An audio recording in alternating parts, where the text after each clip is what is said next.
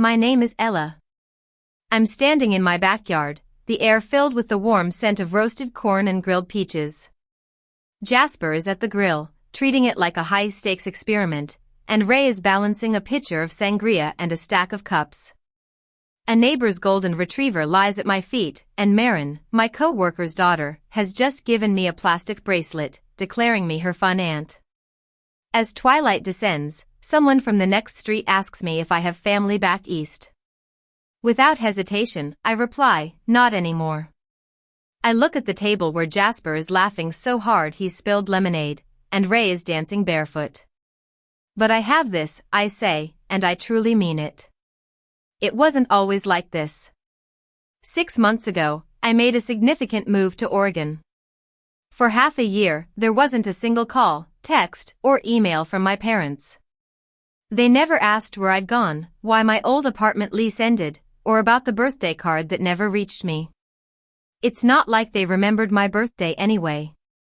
I vividly recall the day I left Arlington.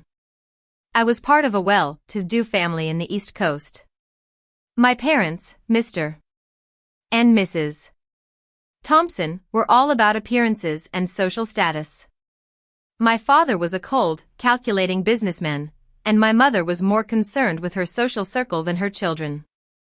My older brother, Max, was their golden child, the center of their world. I was just the background, the quiet one who was only noticed when I could be useful. It was an unseasonably hot March day. I was taping the final boxes shut, and the sweat was trickling down my back. My friends, Leo and Ava, were helping me. Leo hoisted a crate of kitchen supplies with a grunt, and Ava folded down the flaps of my suitcase with her knee. My one-bedroom apartment was mostly empty, just stacks of cardboard and an old armchair I didn't bother to sell. Ava wiped her forehead with the sleeve of her hoodie and asked, "Are you sure you're not going to tell them? Just a text or something?" I looked up from labeling a box marked bedroom donate and said, "They haven't asked where I live in 3 years. Why would I tell them I'm leaving?" She just exchanged a look with Leo, who muttered, "Still wild to me." But it wasn't wild to me, it was normal, expected. The U-Haul we rented creaked as we loaded in the last box. I shut the door with both hands, pressing my palms against the metal until it clicked. Then I stood there for a moment, staring at the place I'd called home for almost a decade. It wasn't because of the memories, it was because of the silence. "Ready?" Leo asked, swinging the keys around his finger. I nodded. The drive to Ashland was long and quiet. I watched the landscape change outside the window, from the city's grit to the redwoods, from crowded streets to open spaces. By the time we reached Oregon, I felt a weight start to lift off me. My new apartment was simple.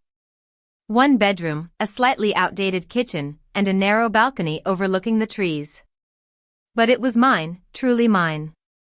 I hung my own photos, set up my desk the way I liked it, and cooked real dinners without anyone interrupting or ignoring me. I got up early, logged into work, and watered the herbs in the kitchen window. Leo and Ava visited every other weekend. My grandmother, Nana Rose, called me every week without fail. No one else from my family called. Some nights, I'd laugh at the situation. It wasn't a bitter laugh, it was just a hollow one in an empty room. I had vanished, and no one seemed to care. Then, last week, the phone rang. The name on the screen was Mr. Thompson. I didn't answer right away. I just stared at it, like it belonged to a different life. I picked up on the 4th ring. His voice was clipped and irritated.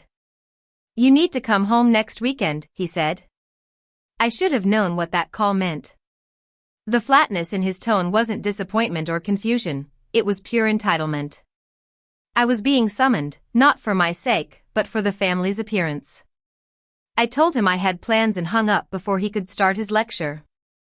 I sat back at my desk, looking out at the pine-covered ridge behind my apartment, and felt that old weight settle over me.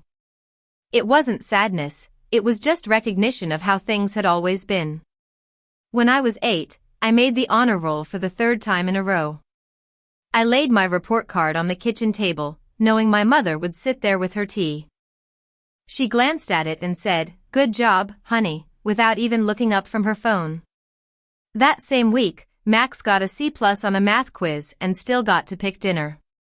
The year I won first place in the regional science fair, I came home with a trophy half my height. My teacher told me I should be proud, and I was. I wanted my parents to be proud too. But at dinner, when I placed the trophy on the counter, my father said, "Let's not make a big deal out of it, Ella. Your brother has finals." That was the year I stopped bringing my awards home.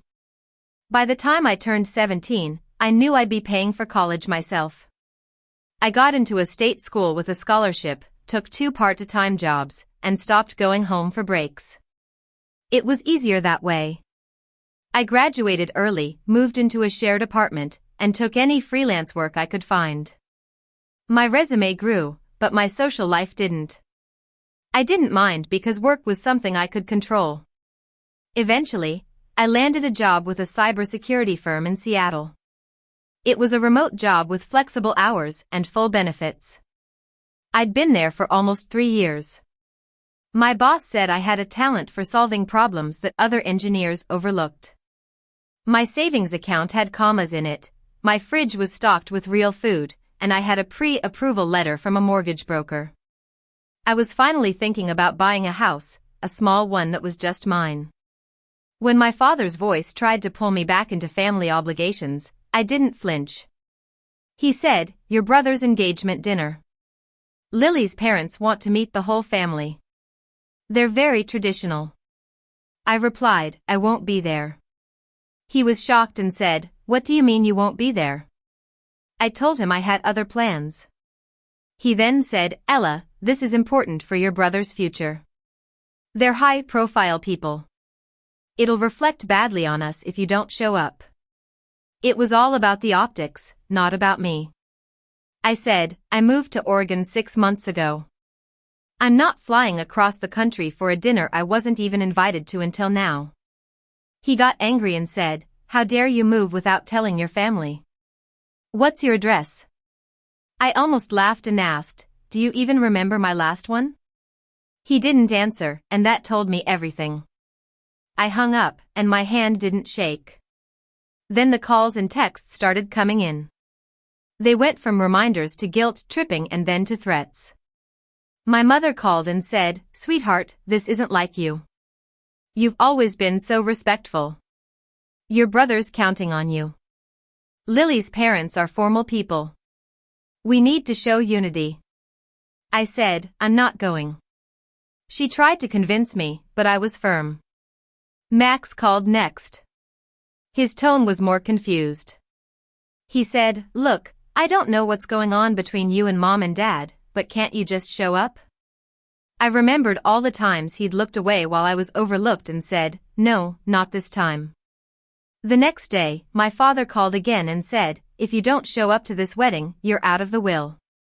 I calmly replied, "I make more money than all of you combined." He was silent for a moment and then hung up. Nana Rose called the next morning. She said, "They asked me to call you. Your mother's been pacing, your father's in a mood. They're panicking because Lily's parents are watching and asking questions." I told her I wasn't going, and she said, "I know. I wouldn't either." She was the only one who truly saw me. The wedding day came and went without me. I spent the morning on a trail outside Lithia Park, surrounded by tall trees and wildflowers. I didn't check my phone or wonder what was happening on the other side of the country. When I got home that evening, there was a missed call from Nana Rose. I called her back right away. She told me the wedding was tense. Lily's mother kept looking around for me. When she realized I wasn't coming, she asked why. My parents gave a series of lies, but Lily's mother knew. A week after the wedding, Nana Rose called again. She said Lily's parents were still talking about it. They'd asked Max why I wasn't involved, why no one had mentioned me until the last minute, and why I'd disappeared. Max was starting to realize that the issue wasn't going away. My parents were nervous. They were worried about what Lily's parents might do and what it might mean for Max's future. They were more concerned about damage control than about me. I received a letter from my father in a plain white envelope. I recognized his blocky, careful print. I didn't even bring it inside. I walked to the fire pit in the backyard, lit a match, and watched it turn to ash. The next morning, I signed the final paperwork for my house. It was all in my name, no cosigners, no conditions. Just mine. Leo and Ava texted about coming to visit next month. I'd already cleared a corner of the yard for tomatoes and thyme. Later that evening, I registered for a graduate course in digital forensics. I changed my phone number, giving it only to Nana Rose, my boss, Leo, and Ava.